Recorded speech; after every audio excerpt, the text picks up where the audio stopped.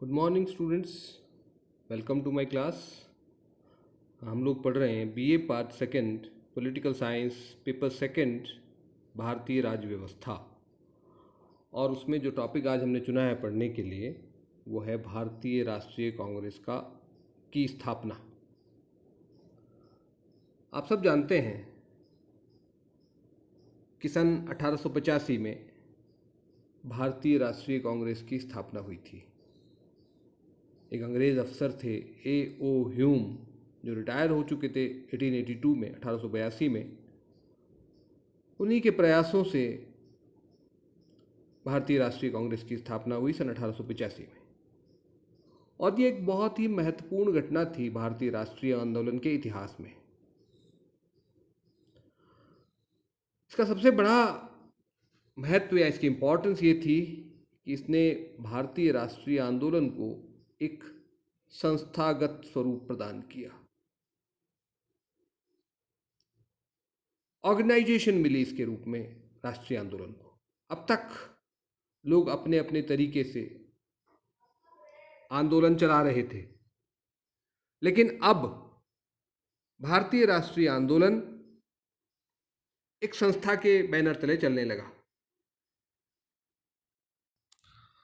दूसरा महत्वपूर्ण कारण जिसकी वजह से हम कांग्रेस की स्थापना को एक महत्वपूर्ण घटना मानते हैं वो ये है कि कांग्रेस ने भारतीय राष्ट्रीय आंदोलन को एक रूपता प्रदान की और उसे राष्ट्रीय चरित्र, नेशनल कैरेक्टर दिया। इसका मतलब क्या है? इसका मतलब ये है कि अब तक जो देश के विभिन्न क्षेत्रों में लोग अपने अपने तरीके से संघर्ष कर रहे थे, अलग अलग क्षेत्रों में अलग अलग ढंग से चल रहा था संघर्ष, वो उसको एक नेशनल प्लेटफॉर्म दिया कांग्रेस ने। पूरे देश को एकजुट करने में कांग्रेस की बड़ी अहम भूमिका रही। इस कारण भी हम भारतीय राष्ट्रीय कांग्रेस की स्थापना को एक महत्वपूर्ण घटना के रूप में देखते हैं। तीसरी महत्वपूर्ण बात जो यहाँ पर लिखी नहीं गई है, स्लाइड में आपको नहीं दिखाई देगी, लेकिन वो ये है कि इसने भारतीय जनता को राष्ट्रीय आंदोलन से जोड़ा। ये बहुत महत्वपूर्ण बात है।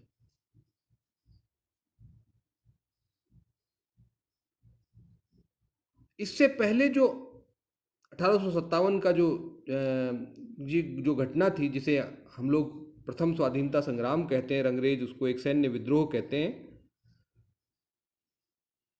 वो एक महत्वपूर्ण घटना थी, लेकिन उसमें आम जनता की भागीदारी नहीं थी। कांग्रेस की स्थापना ने आम जनता को इससे जोड़ा। भले शुरू में मध्यम वर्ग के शिक्षित लोग जुड़े, आगे चल करके जब तिलक और गांधी आते हैं तो आम जनता राष्ट्रीय आंदोलन से जुड़ जाती है। तो ये भी एक बहुत बहुत महत्वपूर्ण कारण था जिसने कांग्रेस के महत्व को प्रतिपादित किया।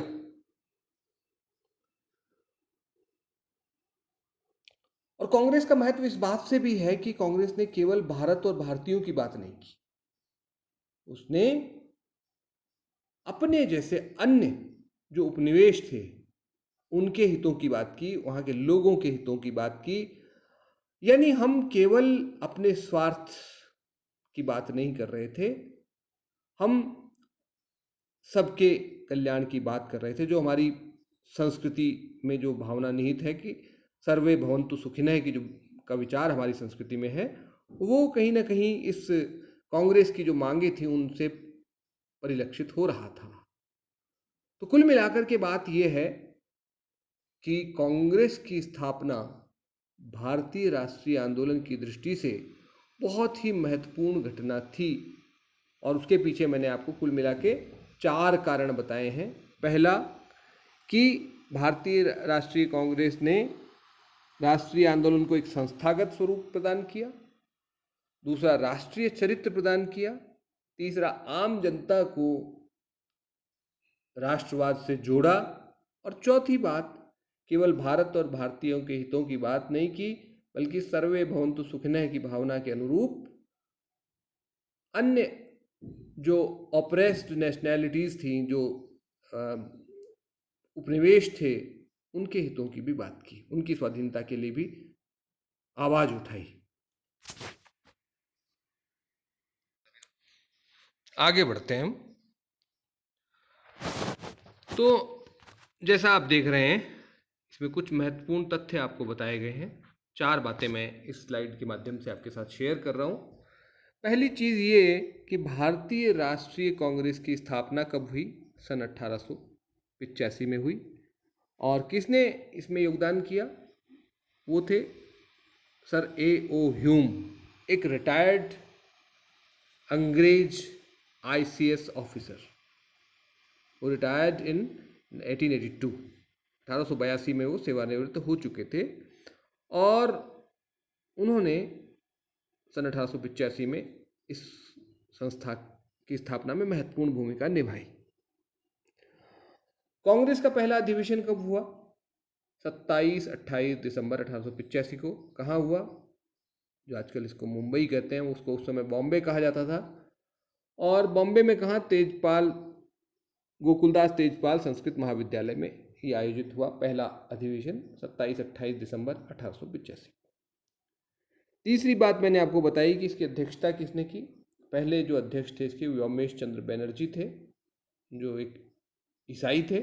नाम से आपको हिंदू लग रहे हैं लेकिन वो ईसाई थे, ये ध्यान रखें आप लोग, कई बार प्रश्न आ सकता है। आगे हम इसका फिर जिक्र करेंगे एक अन्य संदर्भ में। और चौथी बात मैंने आपको बताई कि इसमें देश भर के 72 प्रतिनिधियों ने भाग लिया था। इनमें सर्वाधिक प्रतिनिधि जो है बॉम्बे प्रेसिडेंसी के थे 38, मद्रास के 21, बंगाल और पंजाब के 3-3 प्रतिनिधि इसमें शामिल हुए थे। कुल मिला के 72 प्रतिनिधियों ने इस सभा में भाग लिया था। यहाँ फिलहाल इतना रखते हैं। इसमें क्या हुआ उसकी चर्चा हम आगे करेंगे। अब हम बात करते हैं आज के चैप्टर की एक बहुत महत्वपूर्ण चर्चा का विषय जो रहेगा वो ये है कि भारतीय राष्ट्रीय कांग्रेस की स्थापना क्यों हुई, क्यों ये संगठन बनाया गया, आखिरकार अस्तित्व में क्यों आया, क्या जरूरत पड़ गई थी ऐसी, इसकी बात करते हैं। देखिए, इसमें अलग अलग विद्वानों के अलग अलग मत हैं और हम जानते हैं सोशल साइंसेज में कोई एक मत हो भी नहीं सकता, क्योंकि हमारी जो एरिया ऑफ स्टडी है वो ह्यूमन बिहेवियर है और उस पर आधारित चीज़ों का हम अध्ययन करते हैं।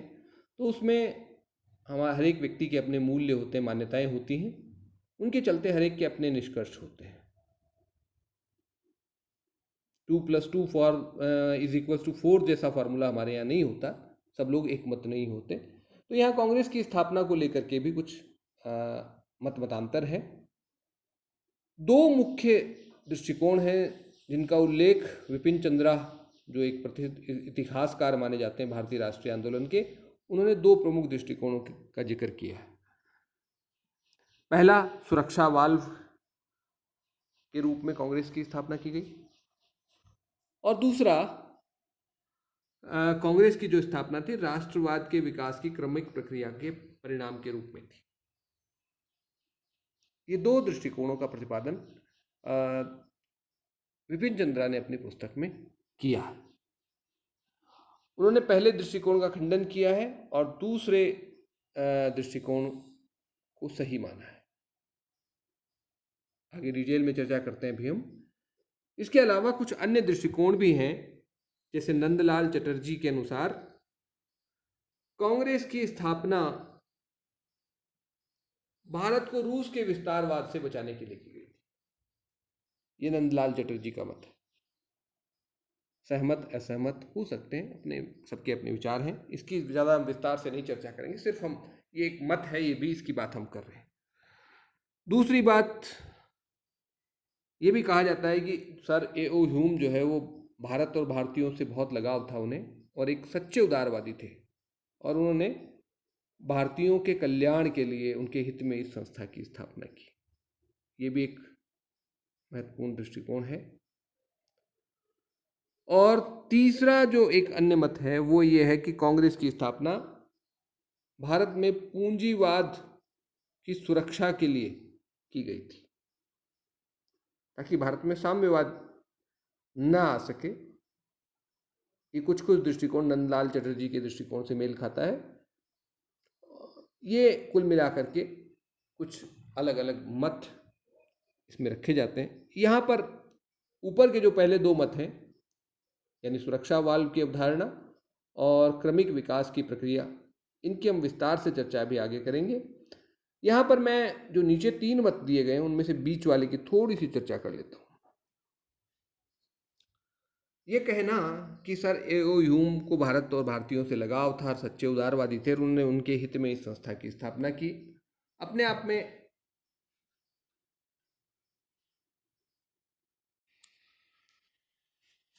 तो ये कहना जो है पूरी तरह सही नहीं हो सकता।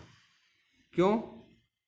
क्योंकि शुरुआत में जो ब्रिटिश सरकार थी भारत में, यानी उस समय के जो गवर्नर जनरल थे लॉर्ड डफरिन, उन्होंने कांग्रेस की स्थापना का कोई विरोध नहीं किया था, बल्कि उनको सहयोग दिया था कुछ हद तक।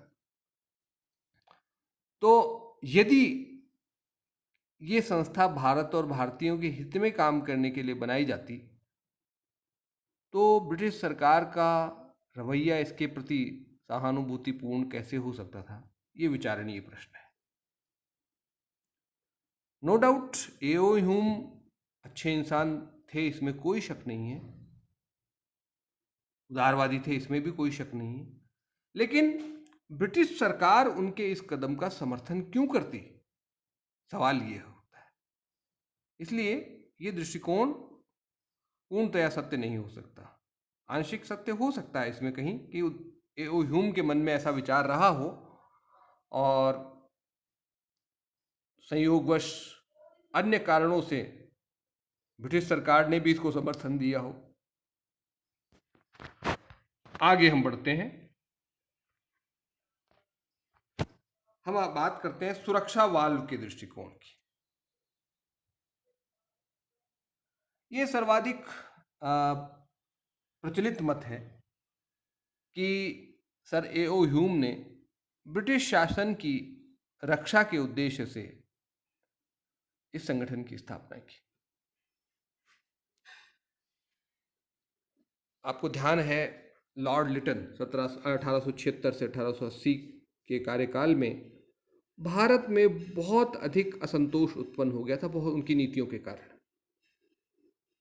और भारतीय लोगों में जो है गुस्सा और निराशा थी ब्रिटिश शासन के प्रति, और एक अंदर ही अंदर जो है विद्रोह की आग पनपने लगी थी। इस माहौल से ब्रिटिश शासन को बचाने के लिए ए.ओ. ह्यूम ने कांग्रेस की स्थापना की। इस दृष्टिकोण के समर्थक ये कहते हैं कि ए.ओ. ह्यूम के पास गोपनीय रिपोर्ट्स थी जिनसे उनको ये सूचना मिली थी कि भारत में अंदर ही अंदर क्रांति की आग जल रही है और कभी भी विस्फोट हो सकता है। तो इस विस्फोट को रोकने के लिए, उस गुस्से को धीरे धीरे बाहर निकालने के लिए उन्होंने कांग्रेस की स्थापना की। आप लोगों ने प्रेशर कुकर तो देखा ही होगा। प्रेशर कुकर में एक सेफ्टी वाल्व लगा रहता है, जहाँ उसका हैंडल होता है, उस हैंडल के नीचे मतलब लगा रहता है ढक्कन में। वो सेफ्टी वाल्व क्या करता है, जब प्रेशर कुकर में हवा ज़्यादा भर जाए और किसी कारण से जो उसकी सामान्य प्रक्रिया है वो काम न करे हवा को पूरा बाहर निकालने में, तो वो सेफ्टी वाल्व अचानक से बाहर निकलता है और कुकर की गैस को बाहर निकलने में मदद करता है, एक एक्स्ट्रा रास्ता प्रदान करता है ताकि प्रेशर कुकर फटने से बच जाए। कुछ कुछ इसी प्रकार की भूमिका इस दृष्टिकोण के मानने वालों के अनुसार कांग्रेस की थी कि कांग्रेस ने भी उस गुस्से का इजहार करने के लिए उसको एक चैनल के रूप में रास्ता दिया, एक रास्ता निकाला कि यहाँ कांग्रेस के माध्यम से वो गुस्सा धीरे धीरे बाहर निकले, कांग्रेस की सभाओं के माध्यम से अचानक कोई विद्रोह या क्रांति न हो। इस दृष्टिकोण के समर्थक बहुत सारे लोगों ने हैं इनमें लाला लाजपत राय, यंग इंडिया उनकी पुस्तक है, रजनी पामदत्त, इंडिया टुडे उनकी पुस्तक है, गोलवलकर जो हिंदू सभा के से संबंधित रहे, उनका एक पैम्पलेट था, छोटी सी पुस्तिका, वो वी के नाम से, और C.F. एंड्रूज और गिरजा मुखर्जी की जो किताब थी, the rise and growth of Congress in India, इन सब में इन्होंने इस दृष्टिकोण का समर्थन किया है। इस दृष्टिकोण से मिलता जुलता मत W.C. बनर्जी ने भी व्यक्त किया है। व्योमेश चंद्र बनर्जी पहले अध्यक्ष थे, उन्होंने कहा कि भाई A.O. ह्यूम साहब तो जो है सामाजिक मुद्दों पर चर्चा करने के लिए एक संगठन बनाना चाहते थे, लेकिन लॉर्ड डफरिन जो थे उन्होंने कहा कि नहीं, कांग्रेस की स्थापना जैसे इंग्लैंड में विपक्ष की भूमिका होती है, उस रूप में भारत में एक विपक्ष के रूप में विपक्षी भूमिका निभाने के लिए कांग्रेस की स्थापना होनी चाहिए। ये W.C. बनर्जी ने मत व्यक्त किया था। हालांकि विपिन चंद्रा, जो की चर्चा मैंने पहले भी की, उन्होंने इस दृष्टिकोण का खंडन किया। वो कहते हैं कि ऐसा कुछ नहीं था, सुरक्षा बल की अवधारणा के कारण नहीं हुआ, ऐसी कोई रिपोर्ट्स A.O. ह्यूम के पास नहीं थी, और ये एक मिथ है, मतलब किंवदंती है, जिसका कोई ठोस तथ्यात्मक आधार नहीं है।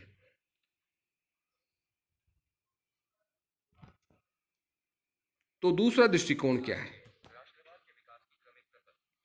दूसरा दृष्टिकोण यह है कि भारतीय राष्ट्रीय कांग्रेस की स्थापना राष्ट्रवाद की क्रमिक प्रक्रिया के रूप में हम इसको देखते हैं।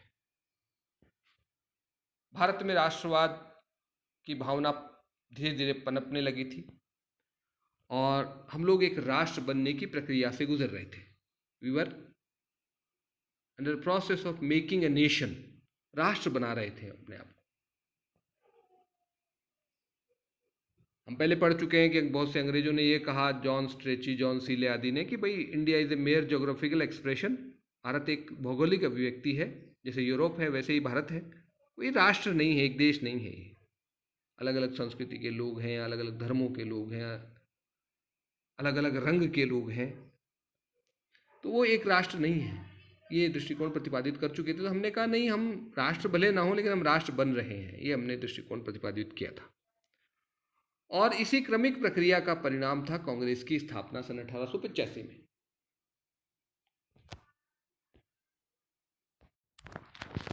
तो देखिए साहब, 1885 में कांग्रेस की स्थापना हुई, और विपिन चंद्रा कहते हैं भाई ये कोई न तो कोई अचानक घटना थी, न कोई ऐतिहासिक दुर्घटना थी, ये तो क्रमिक प्रक्रिया का परिणाम था जो 1860 और 70 के दशक में शुरू हो गई थी। ये दृष्टिकोण के जो प्रतिपादक हैं वो ये मानते हैं कि उनका कहना ये है कि भाई 18वीं शताब्दी के मध्य में पहले अलग अलग क्षेत्रों में, भारत के विभिन्न क्षेत्रों में, प्रांतों में संगठन की प्रक्रिया शुरू हुई थी। कल अगर हम बात करें पश्चिम बंगाल की, जिसे हम आजकल पश्चिम बंगाल हमारा यहाँ रह गया है, तो बंगाल की बात करें तो ब्रिटिश इंडियन एसोसिएशन की स्थापना हो चुकी थी। मद्रास में नेटिव एसोसिएशन था। महाराष्ट्र की बात करें तो पूना सार्वजनिक सभा थी, और महाराष्ट्र में ही बॉम्बे एसोसिएशन, ये संस्थाएं स्थापित हो चुकी थी। इसके बाद जब नए राष्ट्रवादी आगे आए, नए राष्ट्रीय विचारों के साथ शिक्षित युवा लोग आगे आए, तो उन्होंने नई उद्देश्यों के साथ अधिक प्रभावी संस्थाओं की स्थापना की, जिनमें सुरेंद्र नाथ बनर्जी का इंडियन एसोसिएशन 1876 का था। मद्रास में महाजन सभा स्थापित हुई 1884 में, और बॉम्बे में प्रेसिडेंसी एसोसिएशन 1885 में स्थापित हुआ।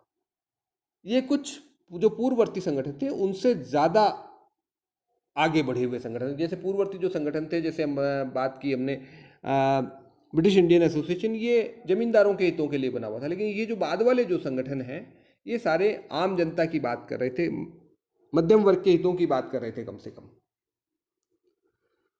इसके बाद सुरेंद्र नाथ बनर्जी का जो इंडियन एसोसिएशन था, उसके नेतृत्व में, उसके प्रयासों से 1883 और 1885 में इंडियन कॉन्फ्रेंस की स्थापना हुई, मतलब बैठक बुलाई गई, राष्ट्रीय कॉन्फ्रेंस की स्थापना हुई, यानी विभिन्न संगठनों के प्रतिनिधि एक साथ बैठे, राष्ट्रीय स्तर पर उन्होंने चर्चाएं की, और यही कारण था कि 1885 में सुरेंद्र नाथ बनर्जी कांग्रेस के पहले अधिवेशन में शामिल नहीं हो पाए थे।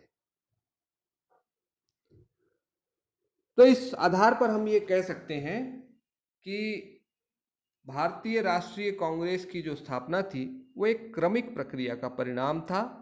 ये कोई सुरक्षा वाल्व के तौर पे स्थापित नहीं हुई थी। केवल वो आधार नहीं हो सकता है वो भी एक आधार रहा हो, लेकिन केवल वो कारण नहीं था।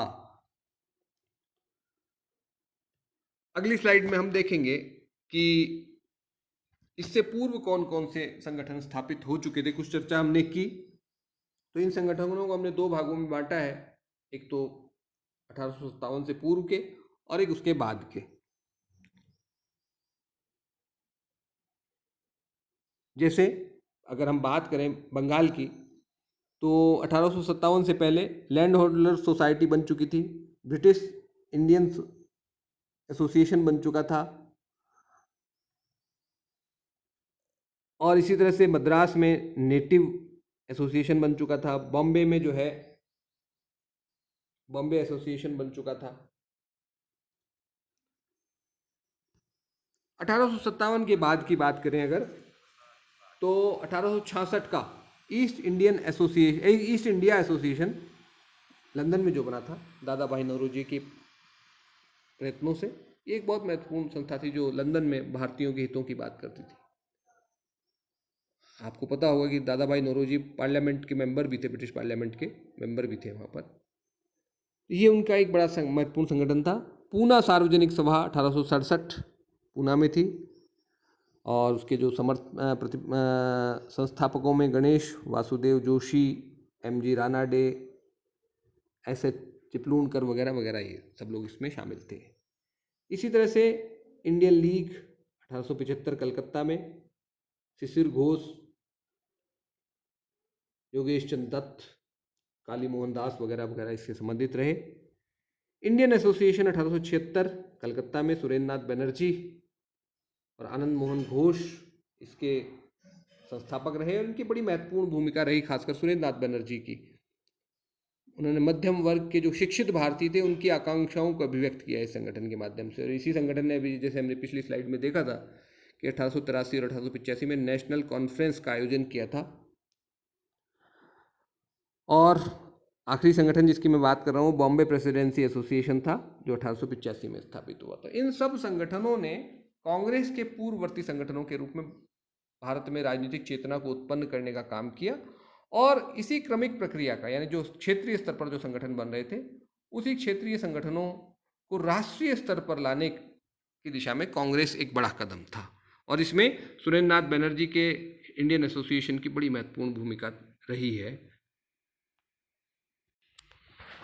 चलिए, तो साहब ये हो गई कांग्रेस की स्थापना, और हमने देख लिया भाई क्यों हुई। उसके आधार पर अब हम ये कह सकते हैं, कुल मिला के हमारा निष्कर्ष ये है कि अलग अलग लोगों के अलग अलग मत हैं। सुरक्षा वाल्व की जो अवधारणा है, जो दृष्टिकोण है, उसमें कुछ सच्चाई हो सकती है, लेकिन पूर्णतया सत्य नहीं है। वो वास्तव में जो क्रमिक राष्ट्रवाद की क्रमिक प्रक्रिया के रूप में कांग्रेस की स्थापना वाला जो दृष्टिकोण है, वो अधिक सही प्रतीत होता है, और इसी को ज़्यादातर विद्वानों ने उचित माना है। आगे हम बढ़ते हैं, और अब हम बात करेंगे कि क्या कांग्रेस एक राष्ट्रीय संगठन था। तो इस विषय में स्वाभाविक रूप से दो ही जवाब हो सकते हैं, हाँ या ना, और दोनों जवाब हमें मिलते हैं। अंग्रेज जो अधिकारी थे उस समय के, या जो विद्वान थे, उनका कहना था कि नहीं था, क्योंकि वो तो भारत को एक राष्ट्र मानते ही नहीं थे। पहली बात तो देखिए, ये भी अपने आप में एक विरोधाभास है। एक तरफ तो कह रहे हैं कि आप राष्ट्र नहीं है, और दूसरी तरफ कह रहे हैं कि कांग्रेस राष्ट्रीय संगठन नहीं है। अरे, जब हम एक राष्ट्र नहीं है तो फिर कांग्रेस के राष्ट्रीय संगठन होने का प्रश्न कहाँ से आता है। खैर, उस पर हम नहीं जाते, उस बहस में। लेकिन अभी हम ये मानते हैं कि जो अंग्रेज अधिकारियों का जो मत था वो ये था कि भाई कांग्रेस एक राष्ट्रीय संगठन नहीं था। भारत के उस समय जो गवर्नर जनरल थे, लॉर्ड डफरिन, उनका कहना था कि भाई ये तो एक अत्यंत सूक्ष्म वर्ग का प्रतिनिधित्व करने वाली है, माइक्रोस्कोपिक माइनॉरिटी को रिप्रेजेंट करता है कांग्रेस। माइक्रोस्कोपिक माइनॉरिटी, अति सूक्ष्म अल्पसंख्यक वर्ग का प्रतिनिधित्व करता है, यानी पढ़े लिखे शहरी भारतीय मध्यम वर्ग के लोग जो केवल अपने हितों की बात करते हैं, आम जनता के हितों की बात नहीं करते, लेकिन उनको रिप्रेजेंट नहीं कर रहे हैं ये लोग। ये लॉर्ड डफरिन ने कहा, और इसी प्रकार का मत अन्य अधिकारियों का भी रहा कि आम जनता की आवाज को नहीं उठाते हैं ये लोग। वास्तविकता क्या है? वास्तविकता ये है कि देखिए, कांग्रेस की जो आलोचना लॉर्ड डफरिन कह रहे हैं वो सच है कि वो एक अत्यंत, उसमें जो सदस्य थे वो एक मध्यम वर्ग के, शिक्षित वर्ग के, शहरी वर्ग के, संभ्रांत वर्ग के लोग थे। आम जनता उसमें शामिल नहीं थी, ये तो सच है शुरुआती वर्षों में। लेकिन ये कहना गलत है कि वो आम आदमी की आवाज को अभिव्यक्त नहीं कर रहे थे। कांग्रेस एक राष्ट्रीय संगठन था।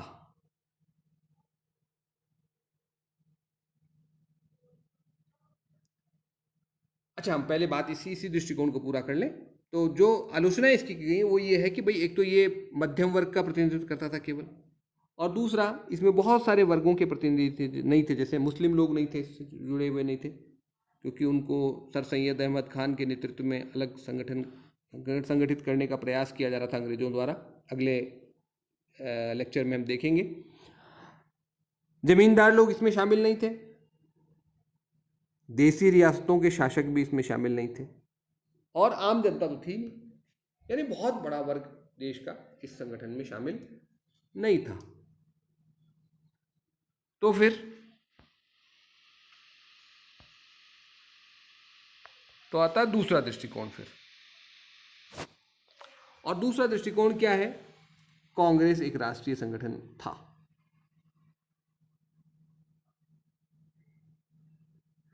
और इस दृष्टिकोण के मानने वाले कहते हैं कि भैया जब से कांग्रेस बनी है तब से ये राष्ट्रीय संगठन के रूप में कार्य कर रही है। ये सच है कि इसमें मध्यम वर्ग के लोग थे, ये स्वाभाविक, क्योंकि कोई भी जागृति आती है तो पहले मध्यम वर्ग में आती, क्योंकि शिक्षित था वो, उसने विदेश यात्राएं की थी, वो सच्चे समझते थे। आम जनता तो अपनी रोजी रोटी में व्यस्त थी केवल, उनके पास न समय था न उनके पास समझ थी आम आदमी के पास, और संगठन भी नहीं था। तो शुरुआत तो निश्चित रूप से समाज का जो संभ्रांत वर्ग है, जो पढ़ा लिखा तबका है, वही करता है, और ये कांग्रेस ने भी हुआ है। लेकिन इसके आधार पर, सिर्फ इस आधार पर ये नहीं कहा जा सकता कि कांग्रेस का चरित्र राष्ट्रीय नहीं था। क्यों? क्योंकि इसमें सभी धर्मों के लोग थे, सभी जातियों के लोग थे, और सभी क्षेत्रों और वर्गों के लोग भी इसमें शामिल थे। देखिए, पहले जो अध्यक्ष हैं इसके कौन थे? व्योमेश चंद्र बनर्जी, ईसाई थे। फिर बदरुद्दीन तैयब जी, मुसलमान थे। एक थे दादा भाई नौरोजी, पारसी थे। यानी पहले 3 अध्यक्षों में से कोई हिंदू नहीं बना। बड़ी बात है, ये राष्ट्रीय चरित्र दिखाता है कांग्रेस का। इसी तरह से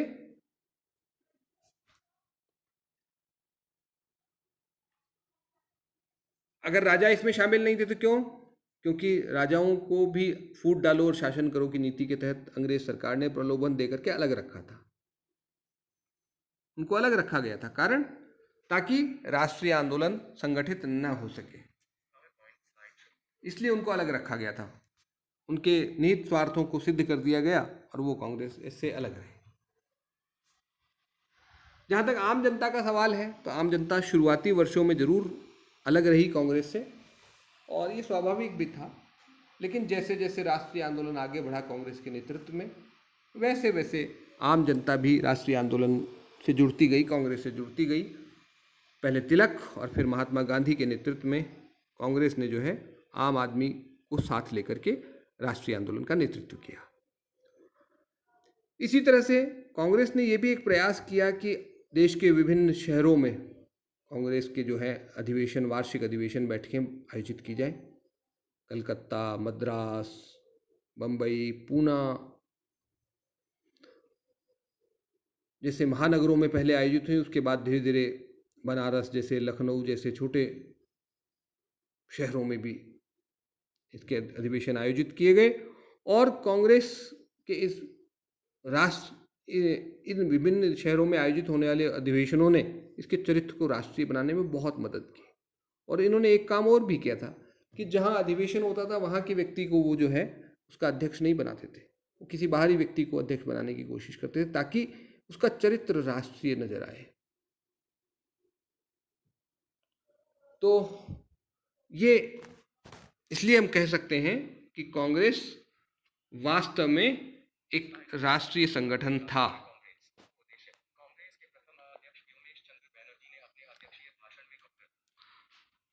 तो आज हम यहीं तक रखते हैं, बाकी जो हिस्सा है इससे संबंधित उसको एक अलग व्याख्यान में हम इसको समाहित करने की कोशिश करेंगे। फिलहाल आज हमने चर्चा की कि कांग्रेस की स्थापना के पीछे जो दो दृष्टिकोण हैं मुख्य रूप से उनको समझा हमने, और बाद में ये समझा कि क्या कांग्रेस एक राष्ट्रीय संगठन था, ये बात हमने की। कांग्रेस की उद्देश्य, कार्यप्रणाली क्या थी, उन सब की चर्चा हम अगले व्याख्यान में करेंगे। तब तक आप इसको अच्छे से समझिए, अपनी पुस्तक से या जो नोट्स मैंने प्रोवाइड किए हैं उनसे पढ़िए, और अपने अगर कोई सवाल हो तो आप मुझे यूट्यूब चैनल पर ज़रूर भेजें, कमेंट बॉक्स में अपना प्रश्न डाल दें और मैं उसका जवाब दूंगा। Thank you very much.